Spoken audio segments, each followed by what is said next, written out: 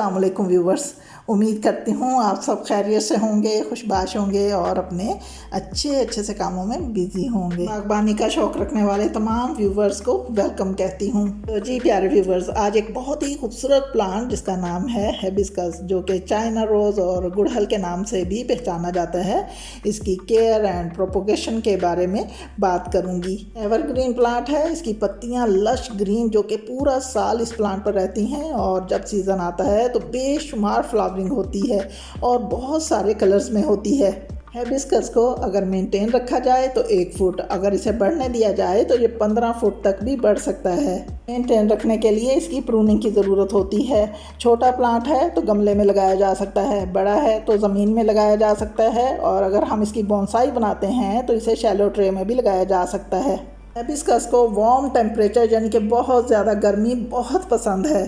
फरवरी का महीना आते ही इस पर फ्लावरिंग स्टार्ट हो जाती है, पूरा समर इस पर फ्लावरिंग रहती है।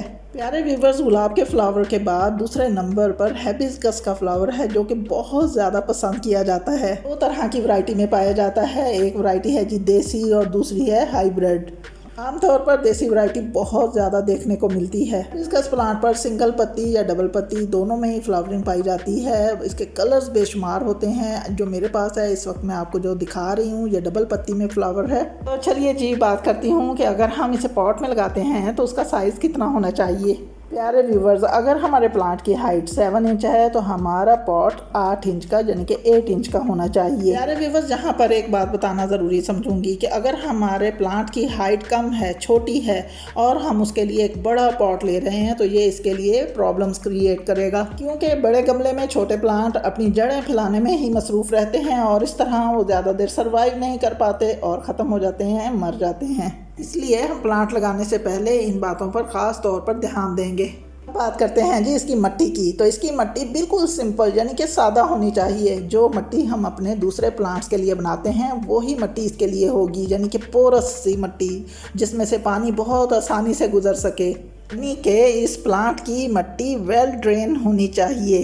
पानी इसके पॉट में बिल्कुल भी नहीं खड़ा रहना चाहिए। अगर मिट्टी चिकनी है तो इसमें हम कोकोपीट मिलाएंगे। कोकोपीट मैसर ना हो, अवेलेबल ना हो तो हम इसमें सैंड की मिकदार ज़्यादा कर देंगे। पॉट की मिट्टी बराबर मिकदार में बनाने के लिए हम लेंगे जी 1 हिस्सा कंपोस्ट, 1 हिस्सा सैंड, 1 हिस्सा गार्डन सॉइल और 1 हिस्सा हम इसमें बोन मील भी मिला सकते हैं, जो कि फ्लावरिंग करने में बहुत अहम किरदार अदा करता है। अब बात करती हूँ इसकी लोकेशन की, यानी कि इसे सनलाइट कितनी चाहिए। सनलाइट इस प्लांट को बेहद पसंद है। जितनी ज़्यादा सनलाइट होगी उतने ही ज़्यादा फ्लावरिंग होगी और जितनी कम सनलाइट होगी सिर्फ हमें सब्ज पत्तियाँ ही नज़र आएंगी, फ्लावरिंग बिल्कुल भी नज़र नहीं आएगी। इसलिए प्यारे व्यूवर्स, कोशिश करेंगे कि अगर हमने इसे पॉट में लगा रखा है तो उसे किसी ऐसी जगह पर रखेंगे जहां दिन की अच्छी खासी धूप इसे मिले, और ज़मीन में लगाते हुए भी इस बात का ख़ास ध्यान रखें जहाँ पर डायरेक्ट इस पर धूप पड़ती हो। धूप इस प्लांट को बेहद पसंद है। जितनी ज़्यादा इसे धूप मिलेगी उतनी ही ज़्यादा हमें फ्लावरिंग देखने को मिलेगी।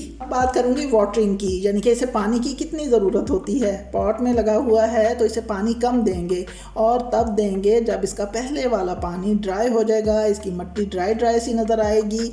ईद गर्मी में यानी कि धूप में रखा हुआ है पॉट तो इसे हम सुबह शाम पानी देंगे, और अगर ये किसी ऐसी जगह पर पड़ा हुआ है जहाँ पर इसे 3-4 घंटे की ही धूप मिलती है तो हम सिर्फ इसे 1 बार पानी देंगे। हिबिस्कस अगर ज़मीन में लगा हुआ है तो इसे ज़्यादा पानी दे भी दिया जाए तो कोई हर्ज नहीं, क्योंकि ज़मीन अपने अंदर वो पानी बहुत जल्द अब्जॉर्ब कर लेती है। बात करते हैं इसके लिए फर्टिलाइज़र की। जैसे ही फरवरी मार्च में इस पर फ्लावरिंग स्टार्ट हो तो इसे बहुत ज़्यादा मिकदार में फर्टिलाइज़र दे दिया जाए। हर 3 माह बाद इसे फर्टिलाइज़र दे दिया जाए। जिस तरह के हम अपने बाकी प्लांट्स को फर्टिलाइज करते हैं सेम उसी तरह इसे भी फर्टिलाइज़र दे दिया जाए। व्यूअर्स, अगर हमारा हिबिस्कस प्लांट बहुत ज़्यादा पुराना है तो हम मंथली इसे फर्टिलाइज़र देंगे और ये फर्टिलाइज़र हमारे एक मुट्ठी के बराबर होना चाहिए। प्लांट को फर्टिलाइज़र देने का टाइम सुबह का होता है या फिर शाम को सूरज ढलने के बाद। तो इस तरह के येलो लीव्स अगर प्लांट्स पर हों तो उन्हें अलग कर देना चाहिए, क्योंकि ये बिला वजह हमारे प्लांट्स की एनर्जी को वेस्ट करते हैं। अब मैं बात करूंगी कि हिबिस्कस के प्लांट के साथ कौन सी ऐसी बड़ी प्रॉब्लम है जो कि हो सकती है, तो वो है जी इंसेक्ट्स का हमला। ये जो सबसे बड़ी प्रॉब्लम है ये इस प्लांट के साथ गर्मियों में ही होती है, लेकिन हमने घबराना नहीं है। ये प्रॉब्लम हम सिंपल पानी से भी सॉल्व कर सकते हैं। तने पर, पत्ते पर, जहाँ कहीं भी हमें मिली बग्स नज़र आए, हम पानी के प्रेशर से इसे यहाँ से हटा सकते हैं। इस तरह करने से हमारा प्लांट मिलीबग से महफूज रह सकेगा। मेरा खुद का एक्सपीरियंस है, मैं इसी तरीके से पानी को प्रेशर देती हूँ और आपके सामने है कि कोई भी शाख, तना, पत्ता आपको मिलीबग से भरा हुआ नज़र नहीं आएगा। अगर हमारा हिबिस्कस का प्लांट बहुत बड़ा है और ये प्रॉब्लम बहुत ज़्यादा है तो हम नीम ऑयल का इस्तेमाल कर सकते हैं। नीम ऑयल इसकी प्रॉब्लम को हल करने में बहुत अहम किरदार अदा करता है। अगर आपके पास कोई स्प्रे वगैरह है तो ये काम हर हफ्ते कीजिए। जब आप देखें कि आपका प्लांट इंसेक्ट्स फ्री हो चुका है तो ये काम हर 15 दिन या महीने के बाद ज़रूर कीजिए। हाँ, करने से इस पर फ्लावरिंग भी खूब होती है और जैसे ही फ्लावर ब्लूम करे और उसके बाद जब वो मुरझाए तो हमें फ़ौरन उसको प्लांट से रिमूव कर देना चाहिए। जैसा कि मैंने पहले भी बताया है कि जैसे ही हमें कोई येलो लीफ नज़र आए तो हम इसे यहाँ से हटा दें। इसी तरह मुरझाए हुए फ्लावर को भी इससे हटा देना चाहिए। इस तरह करने से हमारा प्लांट जो है वो हेल्दी रहता है। अब बात करूँगी इसकी प्रूनिंग की। तो अगर हमारा प्लांट एक बड़ा ट्री बन चुका है और उस पर कोई कलियां नहीं आ रही, कोई फ्लावरिंग नहीं हो रही, तो इसकी सबसे बड़ी वजह ये हो सकती है कि इसकी प्रूनिंग को हमने इग्नोर कर रखा है। प्लांट छोटा हो या बड़ा हो, इसकी प्रूनिंग बेहद ज़रूरी है। प्रूनिंग करेंगे तो इस पर कलियां भी लगेंगी, इस पर फूल भी लगेंगे। अगर हम इसकी प्रूनिंग नहीं करेंगे तो ना कलियां लगेंगी और ना ही फ्लावरिंग होगी। अरे व्यूवर्स, प्रूनिंग का सही टाइम फरवरी मार्च है। जैसे ही हम प्रूनिंग करेंगे नई नई टहनियाँ निकलेंगी, नए नए पत्ते आएंगे और साथ ही इस पर कलियाँ लगेंगी और साथ ही फ्लावरिंग भी स्टार्ट हो जाएगी। इसी तरह प्रूनिंग हम मानसून के महीनों में भी कर सकते हैं, जिन दिनों खूब बारिशें हो रही हों। यकीनन हम चाहेंगे कि हमारे प्लांट फ्लावरिंग हो, तो इस चीज़ को लेकर हम इस बात का पूरी तरह ध्यान रखेंगे कि हमने इसकी प्रूनिंग ज़रूर करनी है। एक और ख़ास बात जो कि इस प्लांट के मुतालिक मैं आपको बताना चाहूँगी कि हिबिस्कस प्लांट को गुडाई बिल्कुल भी नहीं पसंद। जैसा कि बाकी प्लांट्स की गुडाई की जाती है, इस प्लांट को गुडाई बिल्कुल भी नहीं पसंद। गुडाई करने से हिबिस्कस प्लांट्स की रूट्स डिस्टर्ब होती हैं।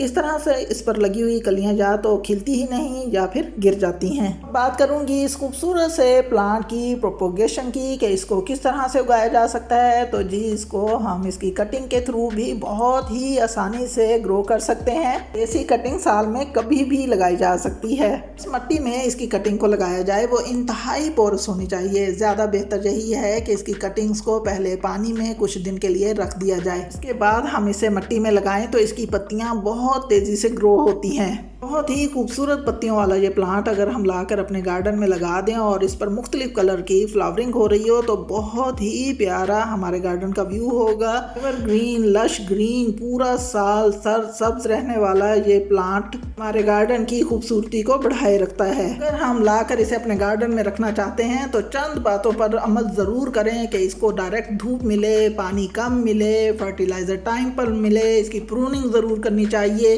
प्यारे व्यूवर्स, ये तो हैं मेन बातें, लेकिन जो सबसे ज़्यादा अहम बात है जो कि मैं पहले भी बता चुकी हूँ कि इंसेक्ट्स का इसके ऊपर जो अटैक होगा वो बहुत ज़्यादा इस प्लांट के लिए ख़तरा होगा।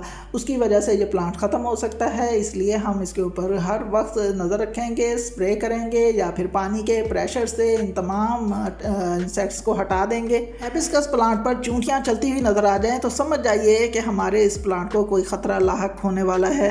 विंटर स्टार्ट होते ही हिबिस्कस प्लांट एक लंबी नींद के लिए चला जाता है, यानी कि ये आराम करता है फरवरी मार्च तक। जैसे ही फरवरी मार्च का मंथ स्टार्ट होता है ये ब्लूमिंग पर आ जाता है। इसकी नई नई शाखें, नई नई पत्तियां निकलना स्टार्ट हो जाती हैं। वैसे तो इसकी पत्तियां सारा साल ही ग्रीन रहती हैं, लेकिन फ्लावरिंग आपको फरवरी मार्च से ही नज़र आनी शुरू होगी। विंटर्स में इसे फर्टिलाइज़र देने की कोई ज़रूरत नहीं है क्योंकि ये आराम फरमा रहा होता है। और जैसे ही इसकी नींद उखड़े, यानी ये उठे और फ़ौरन इसे हम फर्टिलाइज़र भी देना स्टार्ट कर देंगे, यानी कि फरवरी मार्च से इसे फर्टिलाइज़र भी दे देंगे। बहुत ही खूबसूरत प्लांट है, आज ही लाइए, अपने गार्डन की जीनत बनाइए। प्यारे व्यूवर्स, अगर आपको ये वीडियो अच्छी लगी हो तो प्लीज़ मेरे चैनल को सब्सक्राइब कीजिए, लाइक्स दीजिए, कमेंट्स कीजिए और शेयर ज़रूर कीजिए। दुआओं में याद रखिएगा। अल्लाह हाफिज़।